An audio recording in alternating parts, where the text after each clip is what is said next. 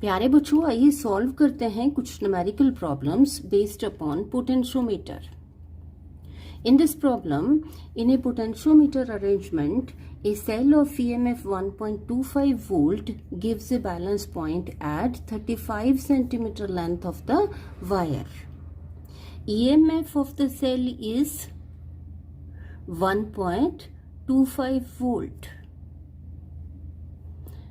Gives a balance point at 35 centimeter, means this is balancing length. L is equal to 35 centimeter. If the cell is replaced by another cell, मतलब दूसरे cell की भी बात है तो हम इसको E1 कह देते हैं और दूसरे सेल को another सेल को कह देते हैं E2. If the cell is replaced by another cell and the balance point shifts to 63 centimeter, अब दूसरे बैलेंस पॉइंट की बात है तो हम इसको L1 कह देते हैं और balance point with this cell of EMF E2 is equal to 63 centimetres. What is the EMF of the second cell, ये हमें फाइंड आउट करना है. बच्चों, यहाँ से क्लियर है कि this problem is based on comparison of EMFs of two cells. We know that E1 over E2 equal to L1 over L2. Value substitute कर दें. E1 is equal to 1.25 divided by E2 equal to L1 कितना है 35, L2 कितना है 63. तो यहां से cross multiply कर लें. E2 into 35 equal to 1.25 into 63. E2 कितना आ जाएगा 125 divided by 100 into 63 divided by 35. इसको सॉल्व कर लें.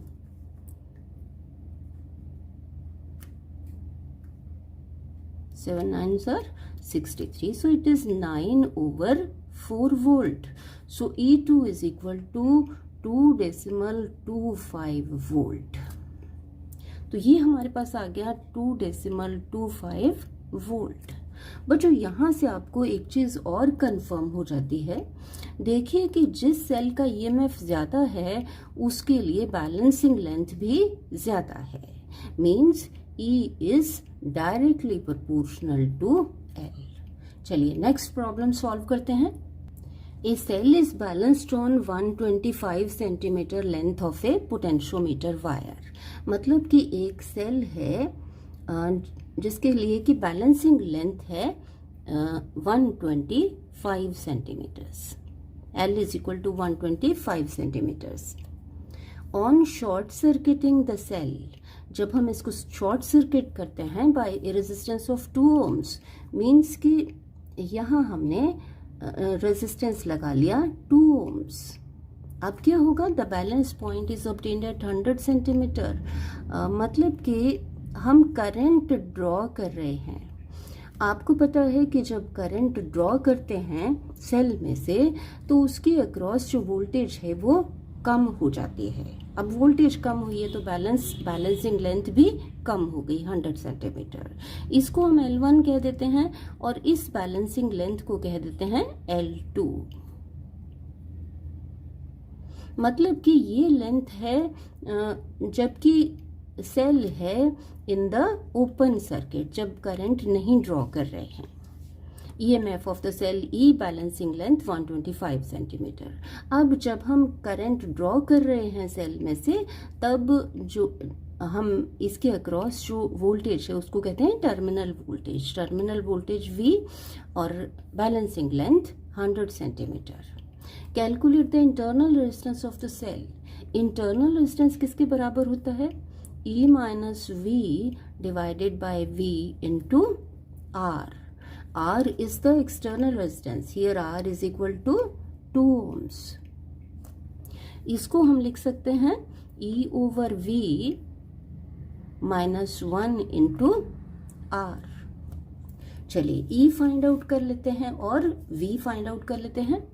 E को हम लिख सकते हैं E is equal to K into L1, where L1 is equal to 125 centimeters. E is equal to K into 125। V को क्या लिख सकते हैं? V is equal to K into L2। तो V कितना आ गया? V is equal to K into 100 centimetres. Find out कर लें E over V। E over V is equal to, E आपके पास है 125K, V कितना है? 100K, K कैंसिल हो जाएगा, सो E ओवर V कितना आ गया? 5/4। यहां सब्स्टिट्यूट कर दें, R is equal to E over V is 5/4 minus 1 into external resistance R is equal to 2 ohms। So R कितना आ जाएगा? 5 माइनस 4/4 इंटू 2।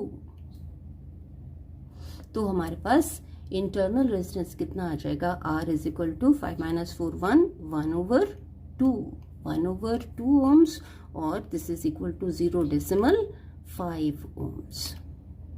तो इस न्यूमेरिकल से हमने क्या सीखा कि जब हम करंट ड्रॉ नहीं करते हैं सेल में से तो इसके अक्रॉस वोल्टेज ज़्यादा होती है, जब करंट ड्रॉ करते हैं तो वो कम हो जाती है।